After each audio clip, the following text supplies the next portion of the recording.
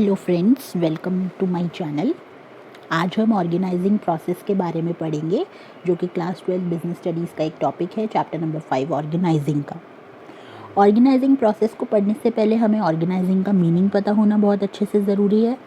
Organising का मतलब होता है कि ये एक प्रोसेस है, एक फंक्शन है मैनेजमेंट का, जिसमें हमारी प्लानिंग जो है वो स्टार्ट होनी शुरू हो जाती है। प्लानिंग को हम इम्प्लीमेंट करना स्टार्ट कर देते हैं। तो अब हम प्लानिंग को इम्प्लीमेंट कैसे करते हैं, ये हम प्रोसेस से सीखेंगे। सबसे पहला प्रोसेस होता है identification and division of work. First step यही होता है ऑर्गेनाइजिंग में कि सबसे पहले हम आइडेंटिफाई करें कि हमें किस टाइप का काम करना है, हमने किस टाइप का काम सोचा है। फिर उसके बाद जब हम ये डिसाइड कर लेंगे कि हमने कैसा काम करना है, देन हम उस वर्क को डिवाइड करें एम्प्लॉयज़ के बीच में। बहुत सारी एक्टिविटीज़ में हम उसको डिवाइड कर दें। ये एक फ्यूल का प्रिंसिपल भी है, डिवीजन ऑफ वर्क, जो कि हमने सेकंड चैप्टर में पढ़ा था। डिवीजन ऑफ वर्क में यही कहा गया है कि हम वर्क को छोटी छोटी एक्टिविटीज़ में इस तरीके से डिवाइड कर दें कि हर एक इंसान, हर एक एम्प्लॉय एक स्पेशलाइजेशन गेन कर ले और उसकी एफिशिएंसी उस काम में बढ़ जाए। अब जब हम वर्क को अच्छे से डिवाइड कर देंगे छोटी छोटी एक्टिविटीज़ में, तो उससे क्या होगा, डुप्लीकेशन जो है वो अवॉइड हो जाएगी। डुप्लीकेशन का मतलब क्या है कि एक ऑर्गेनाइजेशन में 4 लोग एक जैसा काम ना कर रहे हो। डुप्लीकेशन को अवॉइड करना है हमें। काम को जब हम डिवाइड कर दें तो 4 लोग अलग तरीके का काम कर रहे हो, इससे रेपिटेशन नहीं होगी। रेपिटेशन होनी भी नहीं चाहिए, क्योंकि अगर 4 लोग एक ही काम को कर रहे हैं तो उस केस में क्या होगा, टाइम वेस्ट होगा, एफर्ट लगेंगे और ऑर्गेनाइजेशन को कोई फ़ायदा भी नहीं होने वाला।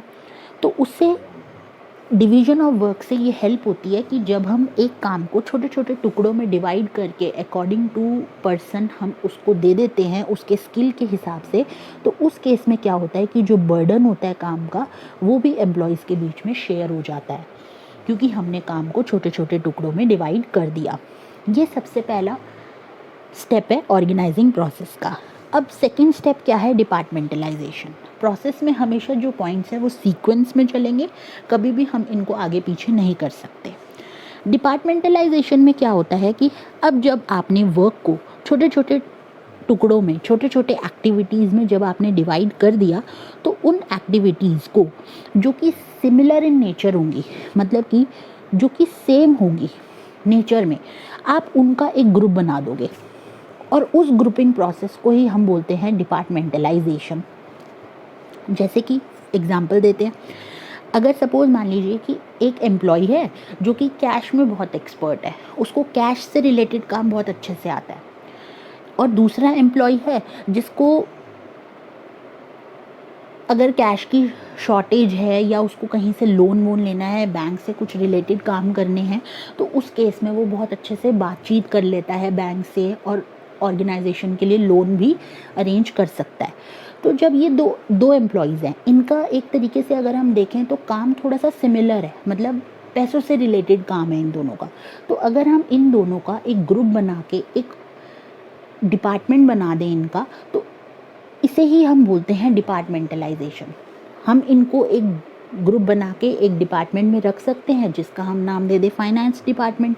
तो ये हो गया डिपार्टमेंटलाइजेशन। अब एक एम्प्लॉय है ऑर्गेनाइजेशन में जिसको लोगों से बातचीत बहुत अच्छे से करनी आती है और वो इंटरव्यू बहुत अच्छा लेता है, और दूसरा एम्प्लॉय है जिसको अटेंडेंस का रिकॉर्ड और सैलरी बनाना मतलब उसको बहुत अच्छे से आता है।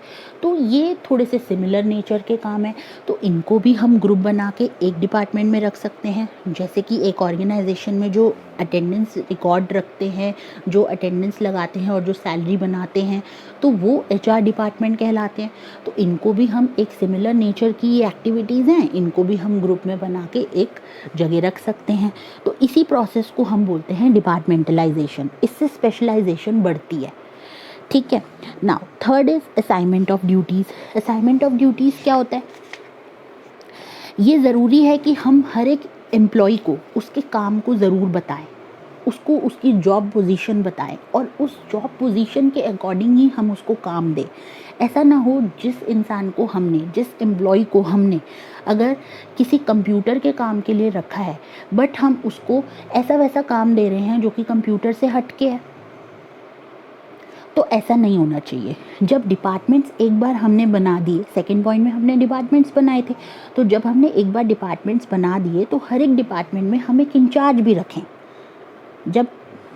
जब हम डिपार्टमेंट्स हमने एक बार बना दिए तो उस डिपार्टमेंट का एक इंचार्ज भी रखना ज़रूरी है। और फिर उस इंचार्ज के बाद जब हम उस इंचार्ज को रख लें देन हम उसको जॉब एलोकेट करें हर एक डिपार्टमेंट में जितने भी मेंबर्स हैं उनको, और फिर किस बेसिस पे उनको जॉब एलोकेट करी जाए, उनके स्किल्स और कॉम्पिटेंसीज के बेसिस पे। जैसा कि जिस इंसान में जो स्किल होगा हम उसको वही चीज़ पे काम पे रखें। ऐसा ना हो कि वो स्किल उसके अंदर ना हो बट फिर भी हम उससे वैसा काम ले रहे हैं तो वो नहीं कर पाएगा, उससे उसकी परफॉर्मेंस जो है वो इफ़ेक्टिव नहीं होगी।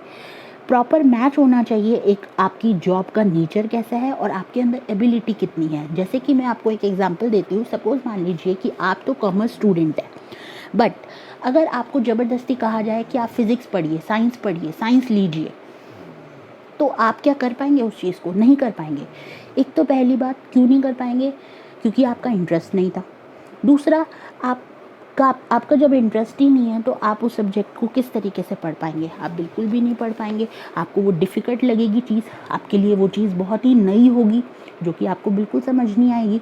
तो ऐसे ही एक ऑर्गेनाइजेशन में भी हम एम्प्लॉयज़ को वही काम दें जिसमें वो थोड़ा उनके अंदर वो स्किल हो, उनके अंदर वो कॉम्पिटेंसी हो, तभी उनकी परफॉर्मेंस जो है वो इफ़ेक्टिव हो सकती है। अदरवाइज़ हमें प्रॉब्लम आ सकती है। तो ये था असाइनमेंट ऑफ ड्यूटीज़। लास्ट है आपका एस्टैब्लिशिंग रिपोर्टिंग रिलेशनशिप। ये भी बहुत ज़रूरी है। एक काम को एलोकेट करना, एक काम को बांट देना सिर्फ और सिर्फ यही ऑर्गेनाइजेशन में काम नहीं होता, बल्कि एक क्लियर रिलेशनशिप डिफ़ाइन करना ये सबसे ज़्यादा इम्पॉर्टेंट है। हर एक इंसान को, हर एक इंडिविजुअल को, हर एक एम्प्लॉय को एक ऑर्गेनाइजेशन में ये पता होना चाहिए कि उसको किससे ऑर्डर लेने हैं और उसको किसको जो वो काम कर रहा है उसको शो करना है। हर एक ऑर्गेनाइजेशन में बहुत सारे लोग काम कर रहे होते हैं। अगर कोई भी किसी से भी बात करने लगेगा तो क्या ऐसे बात बन पाएगी? ऐसे तो कन्फ्यूजन क्रिएट हो जाएगी, पता ही नहीं होगा कौन किसका बॉस है, कौन किसका सबॉर्डिनेट है। अब जैसे कि फॉर एग्जांपल ऑर्गेनाइजेशन में बहुत सारे स्ट्रक्चर्स होते हैं। हायरार्कियल स्ट्रक्चर बनता ही कैसे है? हायरार्कियल स्ट्रक्चर बनता ही तब है जब ऑर्गेनाइजेशन में रिपोर्टिंग रिलेशनशिप्स जो है वो क्लियर होते हैं। हर एक इंडिविजुअल को ये पता होता है कि उसे किसे रिपोर्ट करना है और उसे किससे ऑर्डर लेने हैं, उसे अपना काम किसे शो करना है, तो ये पता होता है। इसी बेसिस पे हायरार्कियल स्ट्रक्चर बन जाता है। हायरार्कियल स्ट्रक्चर का मतलब है कि लेवल्स बन जाते हैं। जैसे कि लोअर लेवल का अगर कोई इंडिविजुअल है, लोअर लेवल का अगर कोई एम्प्लॉय है, क्या वो डायरेक्ट टॉप लेवल पे जाके बात कर सकता है? किसी डायरेक्टर से जाके बात कर सकता है? वो डायरेक्ट किसी कंपनी के नहीं कर सकता। उसको कहीं ना कहीं एक स्ट्रक्चर फॉलो करना पड़ेगा, हायरार्कियल स्ट्रक्चर जिसे हम बोलते हैं। उसको कहीं ना कहीं पहले मिडिल लेवल तक पहुंचना पड़ेगा, देन उसके बाद मैनेजर से पहले बात करनी पड़ेगी, देन उसके बाद कहीं जाके वो आगे भी और भी बहुत लोग होंगे, उनसे बात करके वो तब जाकर वो अपनी बात डायरेक्टर तक पहुंचा सकता है। डायरेक्ट तो वो बिल्कुल भी नहीं जा सकता टॉप लेवल पर। तो इसीलिए अगर एक स्ट्रक्चर नहीं बना होगा या फिर रिपोर्टिंग रिलेशनशिप्स क्लियर नहीं होंगे तो एक लोअर लेवल का इंसान भी डायरेक्टर प्रेसिडेंट ये सब तो टॉप लेवल पे जाके इजीली कुछ भी बोल सकते हैं और इजीली उनसे जाके कांटेक्ट कर सकते हैं। बट ऐसा नहीं हो सकता। अगर ऐसा होने लग गया तो बहुत ही कन्फ्यूजन क्रिएट हो जाएगा, किसी को किसी की रिस्पेक्ट ही नहीं रहेगी, किसी को किसी के बारे में पता ही नहीं होगा कि ये हमारे से बड़े हैं, ये हमारे से बड़े लेवल पे काम करते हैं या ये हमारे से छोटे लेवल पे काम करते हैं। तो ये जब हमें रिलेशनशिप्स क्लियर होते हैं, रिपोर्टिंग रिलेशनशिप, तो उस केस में हमारा एक स्ट्रक्चर अच्छे से फॉलो होता है और दूसरा कोऑर्डिनेशन बहुत ज़रूरी होता है। कोऑर्डिनेशन अच्छे से बना रहता है क्योंकि कोऑर्डिनेशन भी एक लिमिट एरिया तक ही ठीक रहता है। हर किसी से ही तो हम कोऑर्डिनेट नहीं करने लग जाएंगे। जैसे प्रोडक्शन डिपार्टमेंट है और मार्केटिंग डिपार्टमेंट है, वो आपस में एक दूसरे से कोऑर्डिनेट कर सकते हैं, बट क्या प्रोडक्शन डिपार्टमेंट एचआर डिपार्टमेंट से भी बात करे? ऐसा ज़रूरी नहीं है। तो कोऑर्डिनेशन भी वहीं तक ही लिमिट रहेगा जहाँ पर आपको ये बता दिया गया है कि आपके बॉस ये हैं, आपको इन्हीं से ऑर्डर लेना है और इन्हीं को आपको सारा कुछ रिपोर्ट करना है। तो उस केस में हमारे पास एक स्ट्रक्चर होता है और कोऑर्डिनेशन भी ईजी हो जाता है। ये होना भी बहुत ज़रूरी है। ये था ऑर्गेनाइजिंग प्रोसेस, जिसमें हमारे 4 स्टेप्स थे और इनको हमें बहुत अच्छे से याद करना है। बहुत इजी है, मुश्किल कुछ नहीं है। इसके बेसिस पे केस स्टडीज़ भी हम आगे लाएंगे, तो आप इसको अच्छे से याद करिए। अगर आपको किसी पर्टिकुलर टॉपिक पे कोई वीडियो चाहिए तो आप मुझे नीचे कमेंट सेक्शन में लिख के बता सकते हैं। अगर आपको PDF नोट्स चाहिए या फिर कोई वीडियो लेसन्स चाहिए तो नीचे दी गए ईमेल पे आप मुझे कांटेक्ट कर सकते हैं।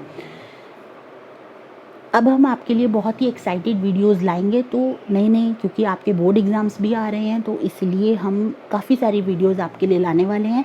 तो प्लीज़ अगर आप मेरे इस चैनल पे नए हैं तो इस चैनल को सब्सक्राइब ज़रूर करिए और बेल आइकन को प्रेस कर दीजिए, जिससे कि जैसे ही मैं नेक्स्ट वीडियो डालूँ आपके पास नोटिफिकेशन आ जाए। और इस वीडियो को जितना हो सके आप ज़्यादा से ज़्यादा इसको शेयर कीजिए।